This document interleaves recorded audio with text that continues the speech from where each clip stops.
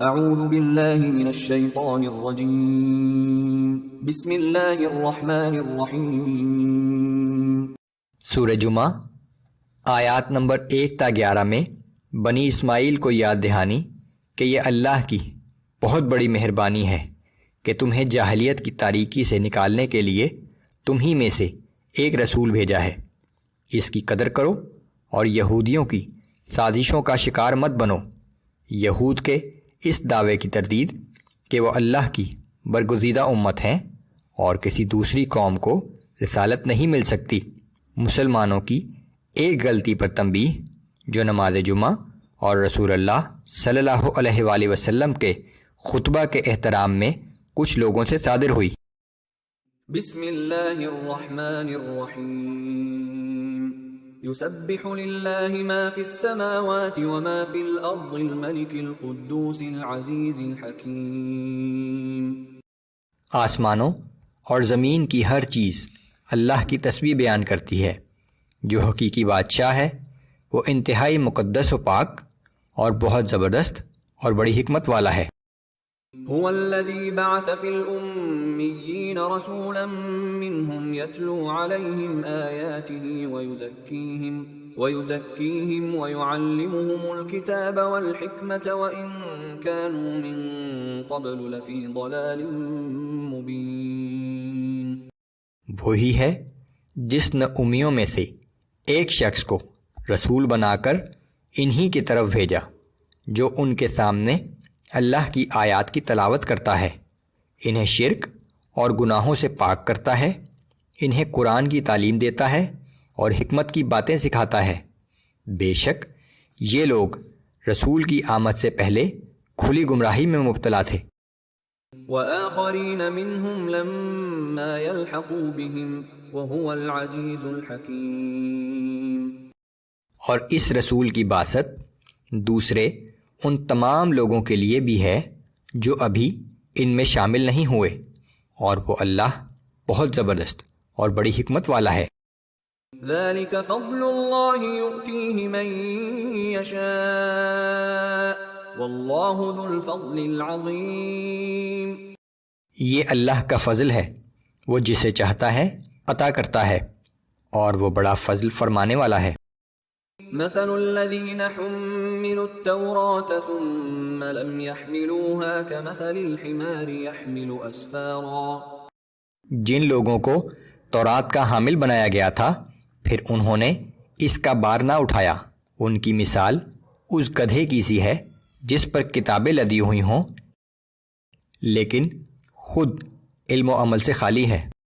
بئس مثل القوم الذين كذبوا بآيات الله والله لا يهدي القوم الظالمين۔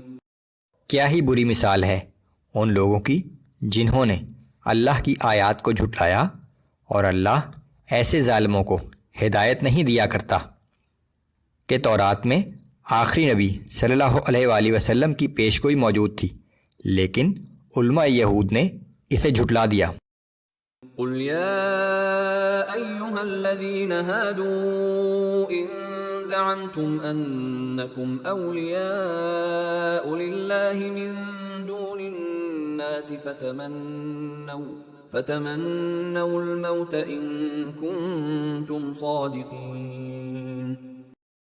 اے پیغمبر صلی اللہ علیہ وآلہ وسلم، آپ فرما دیجئے کہ اے یہود، اگر تمہیں اس بات کا دعویٰ ہے کہ اللہ نے سب لوگوں کو چھوڑ کر صرف تمہیں ہی دوست بنایا ہے تو پھر موت کی آرزو کرو اگر تم اپنے دعوے میں سچے ہو، تاکہ جلد از جلد اللہ سے ملاقات ہو جائے۔ ولا يتمنونه ابدا بما قدمت ايديهم والله عليم بالظالمين۔ لیکن یہ لوگ کبھی بھی موت کی تمنا نہیں کریں گے بسبب ان اعمال کے جو ان کے ہاتھوں نے آگے بھیجے ہیں، اور اللہ ان ظالموں کو خوب جانتا ہے۔ قل ان الموت الذي تفرون منه فانه ملاقيكم ثم تردون إلى عالم الغيب والشهادة فينبئكم بما كنتم تعملون۔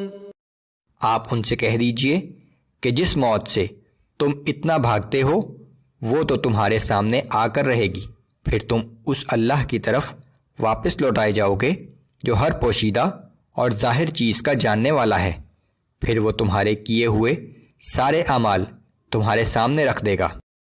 يا أيها الذين آمنوا إذا نودي للصلاة من يوم الجمعة فاسعوا إلى ذكر الله وذروا البيع ذلكم خير لكم إن كنتم تعلمون۔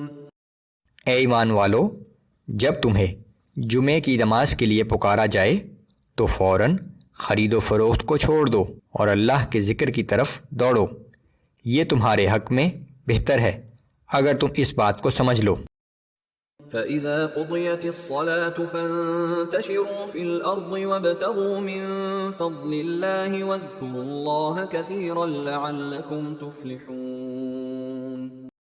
پھر جب نماز پوری ہو چکے تو اس وقت تمہیں اجازت ہے کہ تم زمین میں پھیل جاؤ اور اللہ کا فضل تلاش کرو، اور اس دوران بھی اللہ کو بکثرت یاد کرتے رہو تاکہ تم فلاح پاؤ۔